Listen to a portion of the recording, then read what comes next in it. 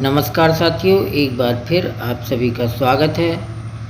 जैसा कि निपुण भारत मिशन के अंतर्गत शिक्षा ऑनलाइन प्रशिक्षण गतिमान है, उसी के क्रम में अभी तक आप 24 कोर्स पूरे कर चुके हैं। इस सप्ताह कोर्स 25, 26 एवं 27 जारी किए गए हैं। उसी में कोर्स 25 और 26 में प्रश्नावली है। उसी की कोर्स 25 की प्रश्नावली हम इस वीडियो में देखेंगे और समझेंगे।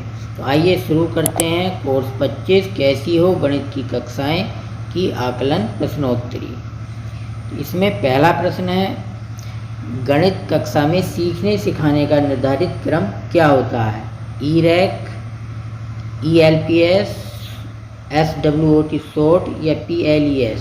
तो गणित सीखने सिखाने की जो प्रक्रिया है उसका ELPS क्रम होता है।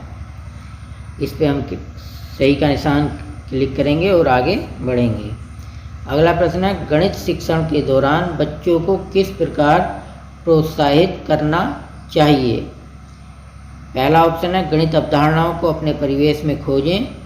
दूसरा, प्रश्नों को शीघ्रता के साथ हल करें। तीसरा, प्रक्रियाओं को याद करें। और चौथा है, सूत्रों को याद करें। तो इसमें पहला वाला जो ऑप्शन है, गणितीय अवधारणाओं को अपने परिवेश में खोजें, ये सही ऑप्शन है। इस पर हम क्लिक करेंगे और आगे बढ़ जाएंगे।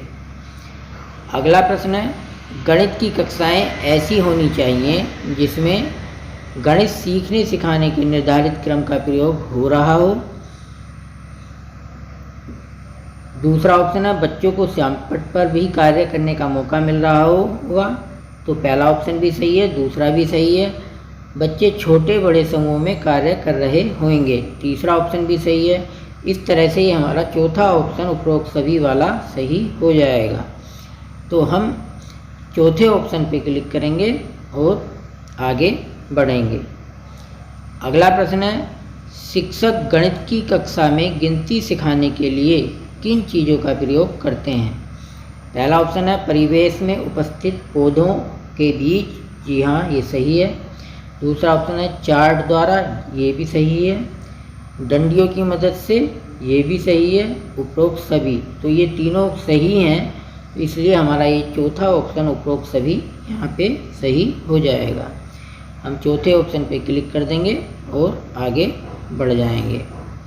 अगला प्रश्न है, गणित की कक्षाओं से संबंधित आपकी अपेक्षाएं क्या हैं?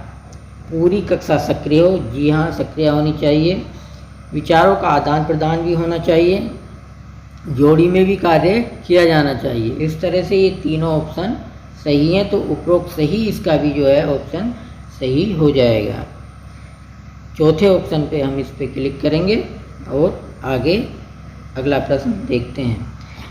अगला प्रश्न है, गणित की कक्षा में परिवेशीय वस्तुओं के प्रयोग से क्या लाभ होता है? पहला ऑप्शन है, बच्चे परिवेश की वस्तुओं को पहचानते हैं। जी हाँ। दूसरा है, बच्चे परिवेश की वस्तुओं को गणितीय अवधारणा के साथ जोड़ पाते हैं। ये भी सही है। कक्षा शिक्षण रुचिकर हो जाता है। ये भी ऑप्शन सही है। तीनों ऑप्शन सही हैं, इसलिए इस प्रश्न का भी चौथा ऑप्शन ही उपरोक्त सभी सही होगा। आइए अब अगला प्रश्न देखते हैं।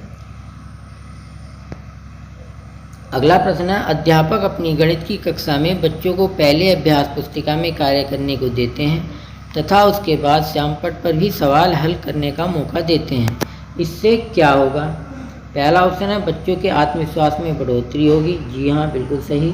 फिर है, बच्चों को संबंधित अवधारणा स्पष्ट होगी। ये भी सही है। फिर है, ए और बी दोनों।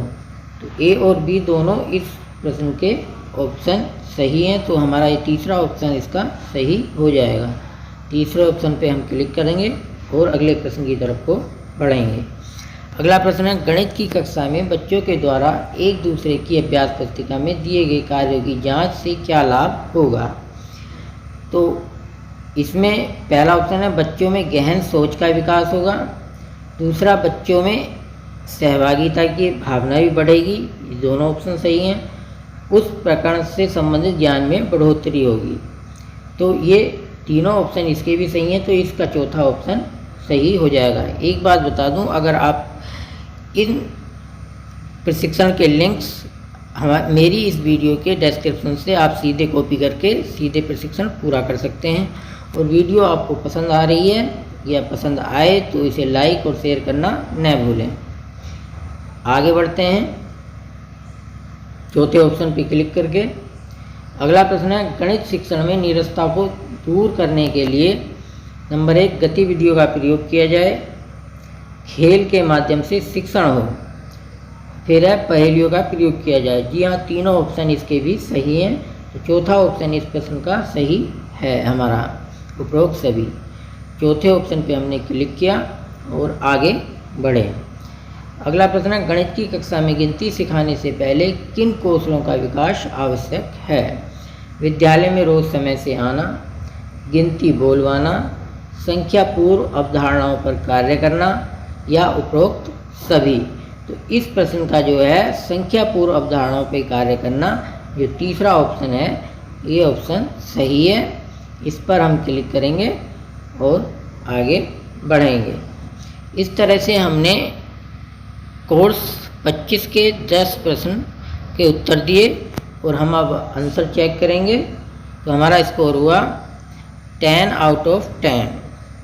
तो इस तरह से आप इस 25वें कोर्स को पूरा करने के बाद 26वें कोर्स की प्रश्नोत्तरी अगर चाहते हैं तो आप हमारे चैनल को सब्सक्राइब कर लें और हमसे जुड़े रहें। इस वीडियो में इतना ही। हमारे साथ बने रहने के लिए धन्यवाद। नमस्कार।